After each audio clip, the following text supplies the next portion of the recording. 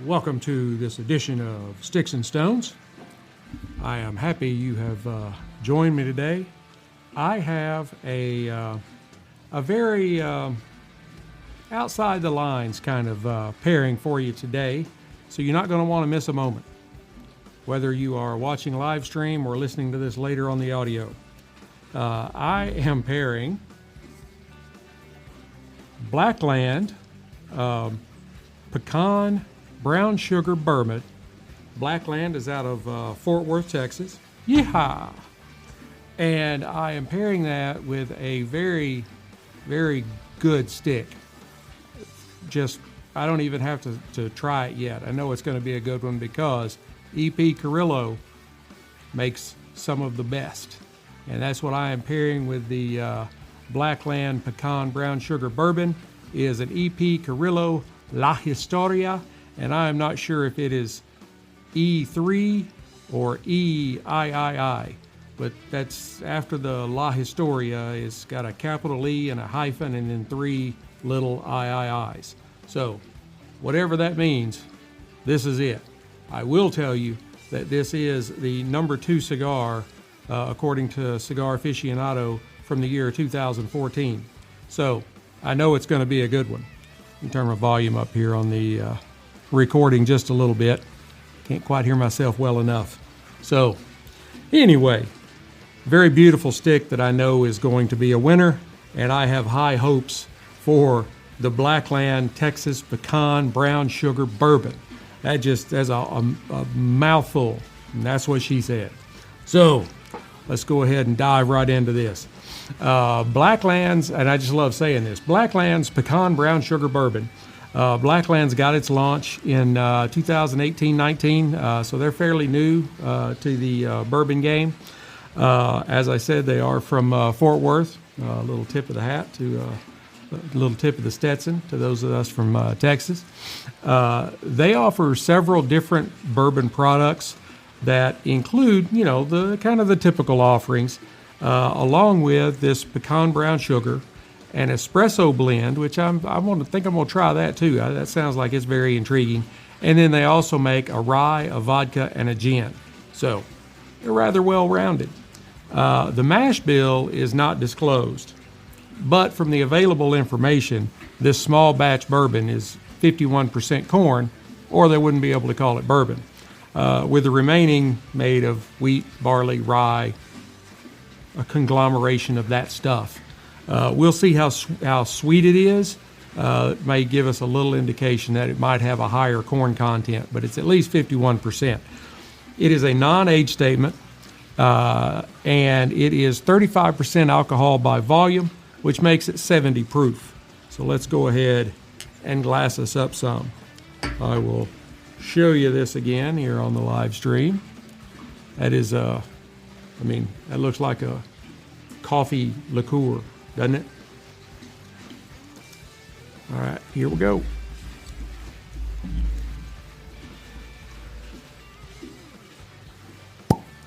Sorry that took so long. Sometimes it just takes a little longer to pop the cork than it does others. But it was a really good cork pop. It does have a very interesting bottle.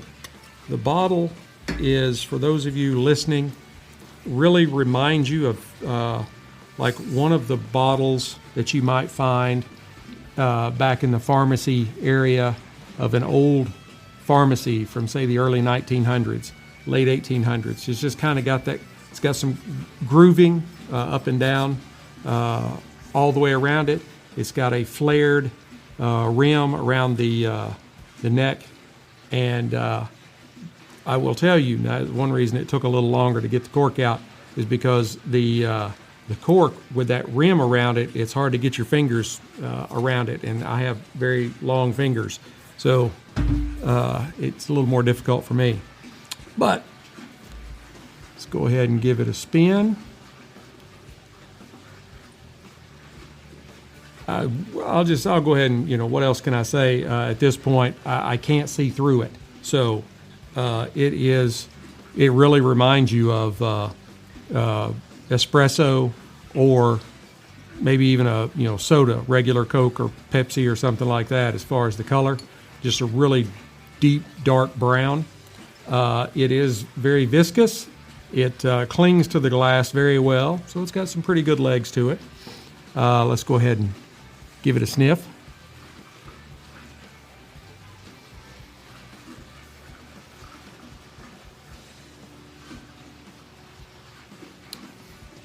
As you might expect, right away you get nuts forward, pecans.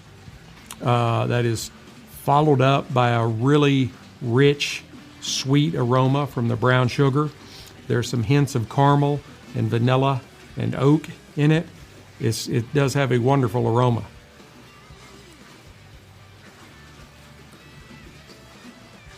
I really like that. All right, so let's give it a shot on the palate.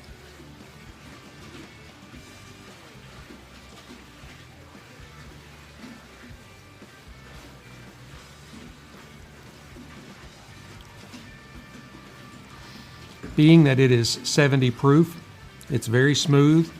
There's a little bit of alcohol burn to it, and a little that kind of continues on in the finish, but it's not much. It's very, very approachable. At 70 proof, it better be. But you get that kind of oily pecan nuttiness. You get like a kind of a shot of sweetness that just holds on, and that rich kind of brown sugar or even molassesy, if that's a word, kind of heaviness on the palate. I like it because I prefer sweet over spicy. I can see where the purists might be turned off to this, but it is, in my opinion, it's very good, and it's definitely distinctive. You're not going to have anything else on your whiskey shelf that's going to be anything like this. I'm pretty sure. We'll try another drink. It's really good.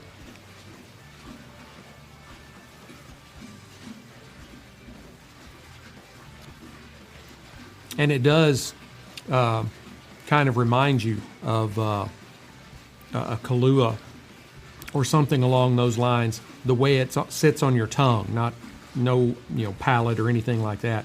Just the way it kind of sits on your tongue.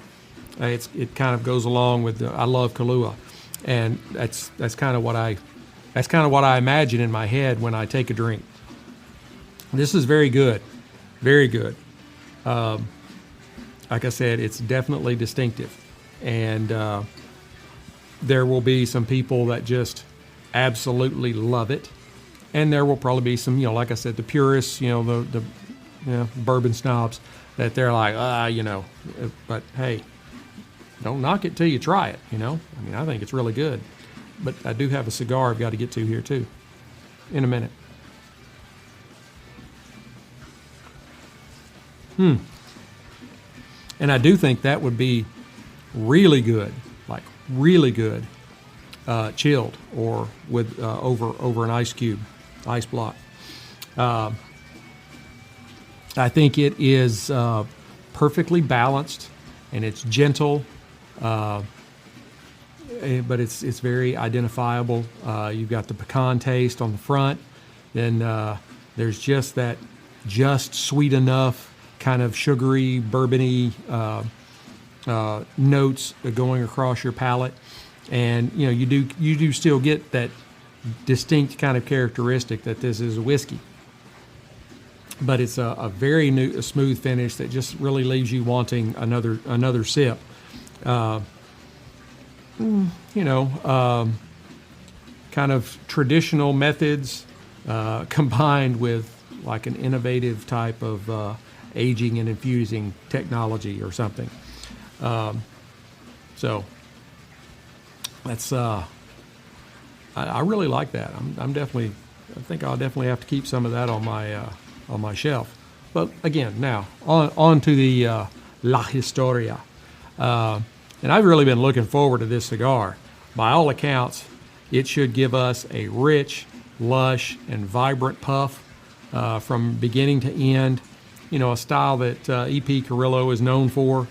Ernesto, he's been making cigars for more than 50 years, and he puts out some exceptional blends. I'm sorry if you can hear my doorbell going off in the back, my 90-pound doorbell. This is considered a Churchill. It is 6 7/8 by 54. The filler is Nicaraguan. The binder is Ecuadorian. And the wrapper, I bet you can guess, it's a Mexican San Andres. I seem to be doing a lot of those lately. Number one, I really love them.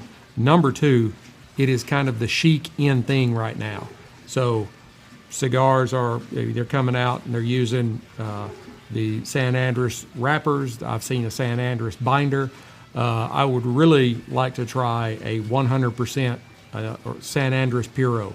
I think that would be very interesting. Filler, binder, wrapper, all San Andres. And the country of origin is the Dominican Republic. Now, visually, this is a soft box pressed, so it's flat on the top and bottoms, but then it's got rounded corners and rounded sides, so it's kind of a hybrid, but it is still considered a box press. It's got beautiful banding. I'll hold it up for those of you on live stream to take a look at. I do love the banding on it. And then it also came with a fabric foot band. Those are generally a little bit harder to get off, so I went ahead and took it off before I started. So anyway, visually, medium brown. It's got that kind of like paper sacky feel to it, like the old grocery sacks. Very tight seams, fairly visible. I can see them barber poling all up and down the stick, but they're very tight. It's very well constructed, as you would expect. Minimal veining. The few veins that are visible are fairly pronounced. There's not very many of them. I'd probably count them on one hand if I had to. And then, as I said, it had the beautiful double band with the light blue foot band. I've still got it laying over here somewhere, like that. All right. On the nose. Oh, and don't do this when you're at the cigar shop. Don't pick up a cigar and like run it under your nose.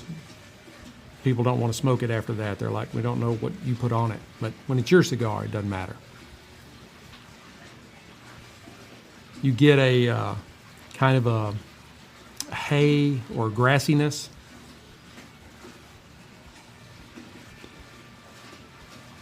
I get cedar and a little bit of earth. It's a fairly simple profile on the nose, but it's a very pleasant aroma. Go ahead and take the second part of this band off. Gonna give it a cut. Cigar V cutter. I picked this one up today instead of the Cassetti multi-cutter. It's just the one I grabbed. Oh, and this does have a very nice triple cap.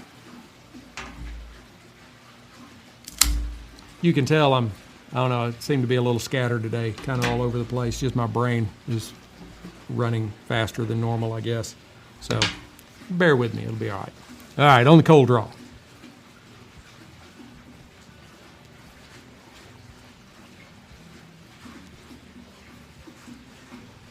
I get a real definite earthiness.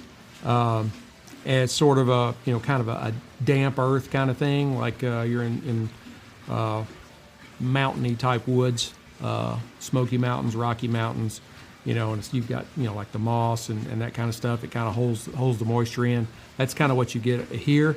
And really, I'm not picking up much of anything else.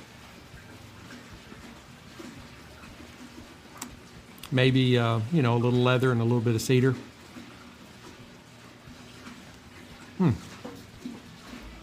All right, let's give it a light. I am using my Rocky Patel Envoy 5 torch.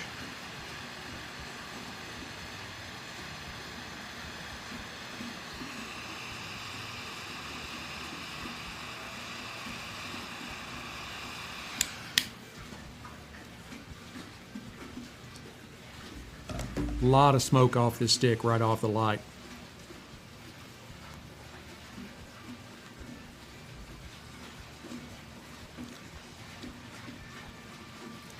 I pick up cocoa and more of the kind of earthiness off of the cold draw. There's some leather and a little bit of kind of nuttiness.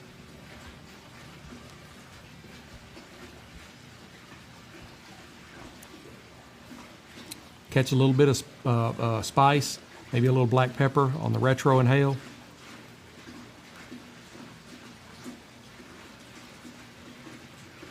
And just a really, really good volume of smoke.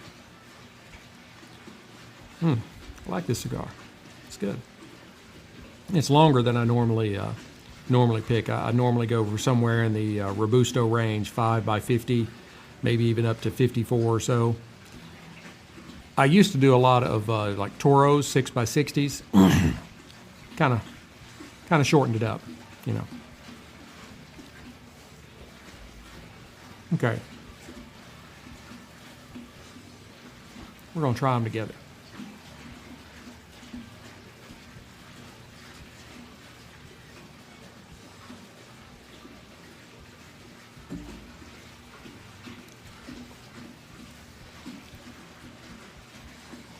This is a very, very interesting pairing.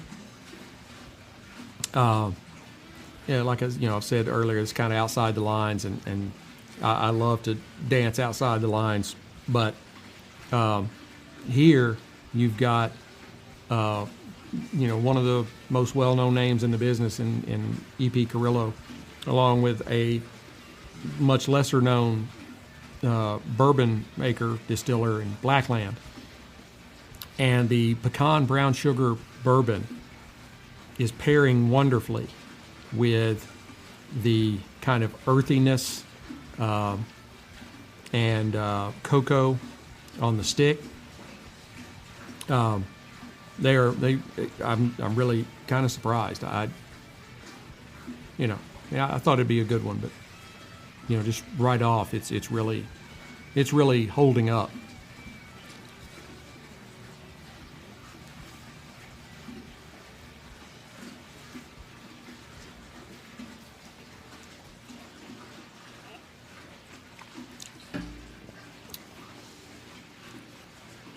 Yeah, it's like when you take a sip of the bourbon, the kind of the nuttiness and the brown sugar in the bourbon just kind of meld in with the palate notes off of the stick, and everything just kind of blends together for just an exceptional experience.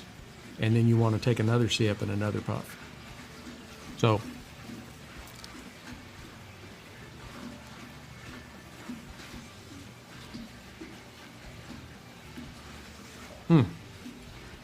it's really good. The cigar is very approachable. It's not harsh at all. I would say to me it's a really good, like, medium strength cigar. It's not mild, but at the same token, it is not overly strong, and I think that is part of also what helps the bourbon and the stick marry together very well. Is the stick is not overpowering the bourbon, and the bourbon is mellow enough at 70 proof with the added brown sugar that it doesn't overpower the stick.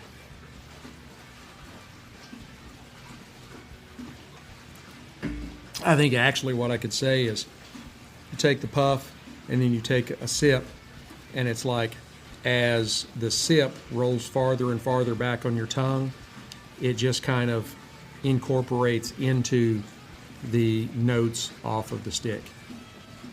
That's probably a pretty good way to. I like that. All right.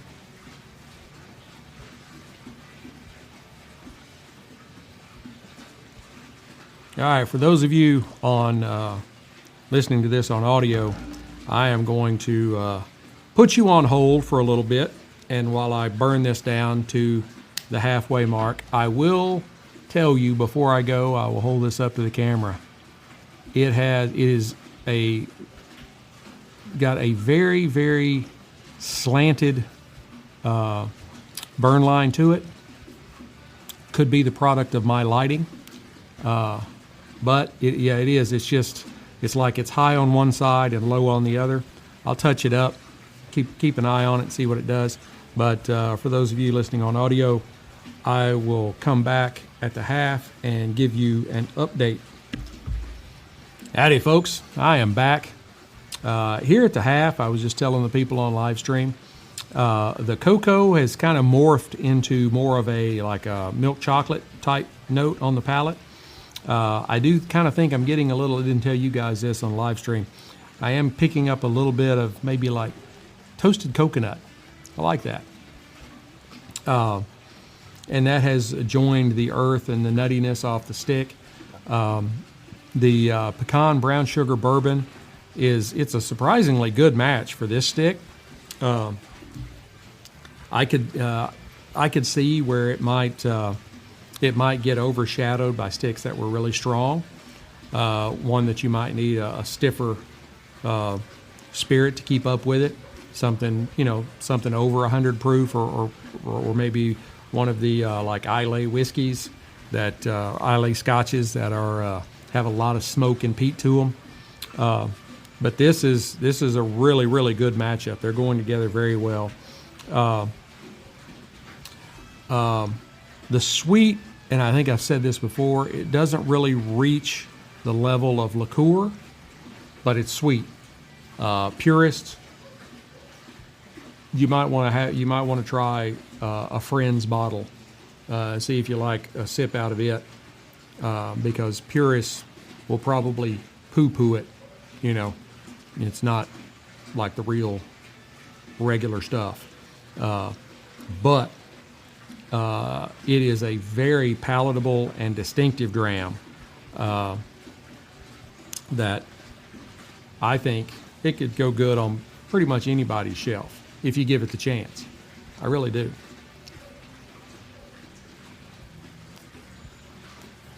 Some other ideas that I had mentioned to the live stream folks is something along the lines of an Olivet O or G, one of the Connecticut wrappers.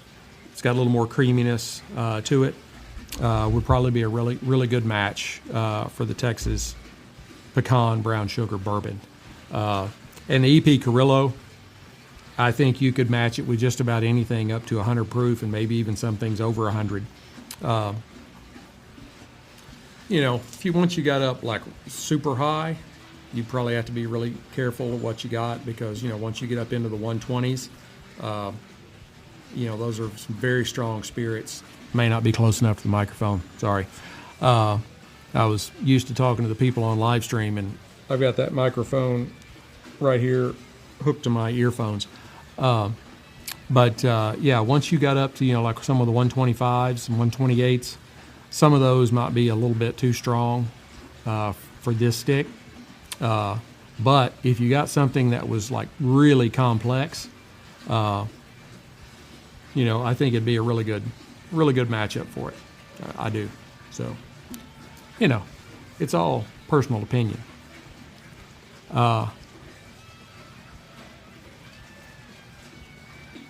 So we've got the EP Carrillo La Historia, and it has given us some cocoa that is now at the half kind of more morphed into like a milk chocolate. There's still the earthiness there, and the earthiness is kind of a damp kind of earthiness. You'd get some leather and some nuttiness. And the Blackland, Texas pecan, I have to always look at it to get all these words in. The Blackland, Texas pecan brown sugar bourbon is going very well with it.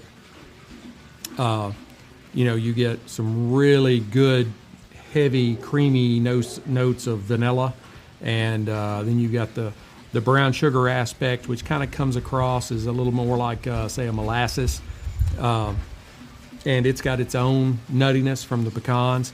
And pecans are, they're a fairly oily nut as opposed to like, say, an almond that's a little drier. So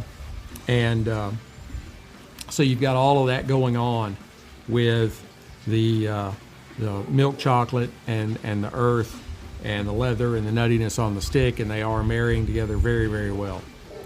For those of you on the audio, on the podcast, I will put you back on hold, and I will come back and give you my final thoughts. And those of you on live stream, we're going to keep marching on.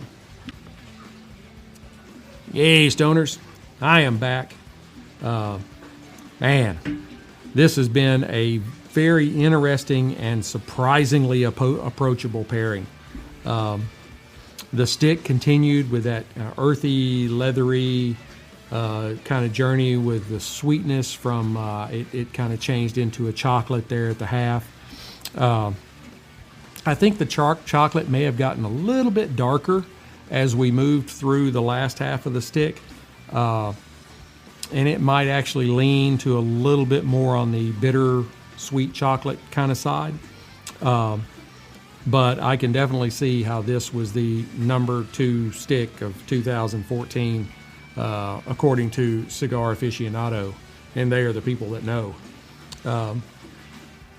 It was a really, really great stick, and it did go really well with the Badlands Texas Pecan Brown Sugar Bourbon. That may not be, everyone's cup of tea, but I think you should give it a try. I mean, how do you know until you try, right? And you might find you like it. And at about $35 or $40 for a fifth, even if you don't like it, you may have people over, and you'll be like, you're trying to show the guys, and you're like, well, I got this, and that crazy guy on YouTube or Facebook or wherever that you are watching me from, he said it was great, and it was a little too sweet for me, or it was it wasn't like a purist kind of bourbon thing for me, but maybe you can try it, and they may love it because everybody's different. That's the thing, is even when you're talking about listening to people that do the kind of stuff that I do, which there's not very many people that do the stuff that I do, which is pairing whiskey or spirits and cigars. Most of them focus on one or the other. They either do whiskey reviews or spirit reviews or cigar reviews. I do them both together. And back down again. All right. We'll tell you different things.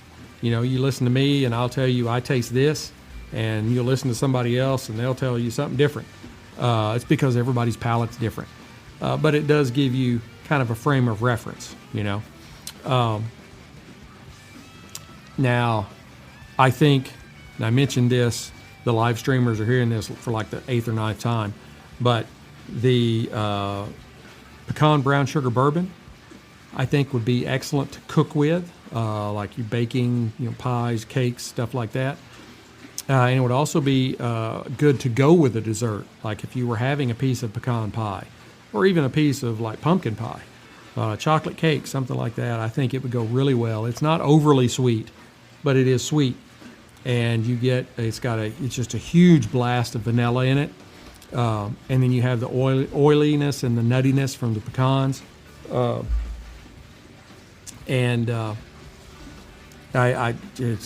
I couldn't really find anything to complain about other than to say that the purists might not like it as well.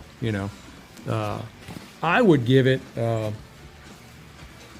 I'd give it an 85 because it's a little light on the proof. I think they could even go a little higher. I think they could get it up to an 80 proof, and it wouldn't change the dynamics of the spirit, but it would still give it enough heft, if you will, to make it in line with the lowest proof, bourbons that you can normally find. And I think that gets it up into that quote unquote normal range. You're somewhere between 80 and 100. So I think if they did that, I think there'd be even less to complain about. Not that I'm complaining, just, trying to be all encompassing. So it is definitely a nice change of pace. And the EP Carrillo La Historia, this is an excellent cigar. It really is.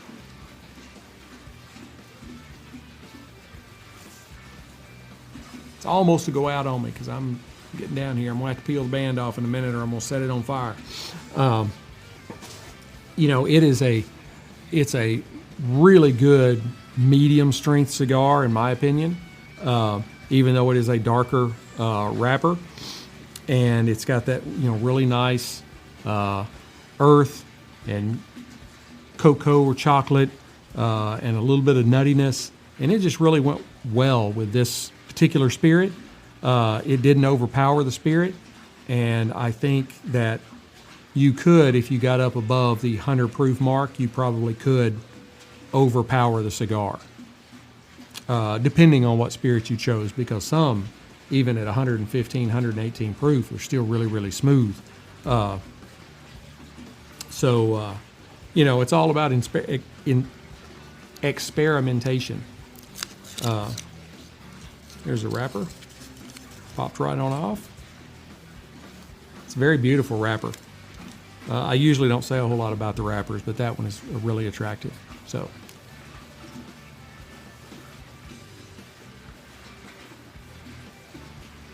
Still just, even though we're down to the end, it's still just a really great stick. I just want to go back and take another puff or two off of it. I hope you have enjoyed this episode as much as I have enjoyed bringing it to you. Please leave me comments. Let me know what you think about the show, this pairing.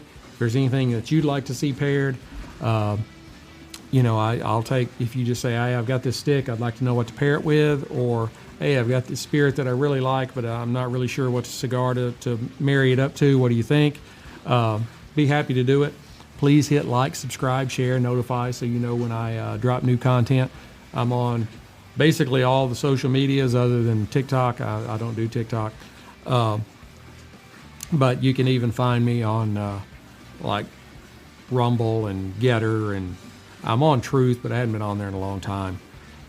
Pretty much on those, my only real issue is if you're not talking about politics, they're not really listening to you. And I'm here to talk about sticks and spirits, not politics. I have my ideologies, but that's not what I'm here for. Go to the website, Sticks-n-Stonez.com, Sticksnstonez.com. There you can find blog posts, which I gotta get some more blog posts written. I haven't written one in a week or two. I need to get that done. I write about a lot of different stuff. I wrote about the Boston Tea Party from the Revolutionary War time frame. I talk about spirits and cigars and just all different kinds of stuff. So you can kind of find something for everybody. And you can also find links to prior episodes, and you can find links to all of our affiliates, like Freedom Fatigues, the shirt I'm wearing right now. It's a colonial flag with a 2A inside the stars. Freedom Fatigues is a veteran-owned business in South Carolina, and they make everything here in the United States. Great thing. Keep our American workers working. So, and it's, you know, hey, it's a veteran, just like I am. Support the veterans. I mean, you know, they put their life on the line for you. Least you can do is buy a T-shirt, right? So, Caliber Coffee. Caliber Coffee is another one. It's a veteran-owned business, and I used to own a coffee house, and they have some of the best blends of any coffee I've ever tried. They don't do any single origins. It's all blended, but I prefer their lightest roast, which is 22 caliber, but their 9mm, everything is gun caliber, bullet ammunition related. And so once you get up to the 44 Magnum and 300 Blackout, you're in the really dark roast. And I've tried all of them, and they're all good. I just prefer that 22 caliber. It's really good. They do the K-Cups, they do whole bean, they do grounds. You can get anything you want. There's a link to them right on our website. And True Classic Tees. I have a lot of True Classic Tees. I got to where I don't even wear my polo shirts nearly as much as I used to. You know, pullovers with the collar. And then definitely need to go by and see the folks at Total Wine and Cigars International. I put a link to the spirit and the cigar at Total Wine on every episode of the podcast. So when you go and you're listening to the episode and you're reading the description, it'll tell you, click this link to go look at the cigar. And you can go look at it while I'm smoking it and tell you about it. And you can order it right there. So, and also Tip Top Proper Cocktails. Pre-made cocktails in cans. Come home from work and you're like, I sure would like a martini, or I sure would like an old fashioned, or I sure would, you can buy it in the can and have it in your refrigerator. You don't have to worry about trying to mix it. Keep it cold, put it in a glass, you're good. And the folks at Keeper's Heart Whiskey. They make some excellent whiskeys. They are the only place I have found that blends Irish whiskey. Their distillery their operation is in Minnesota. They blend Irish whiskey with American whiskey or bourbon, and they have some excellent stuff. There's a link to them as well. So that is it. That is all for today. I hope you've enjoyed it. I look forward to getting together with you again. But until then, keep your sticks dry, your stones cold, and have a great day.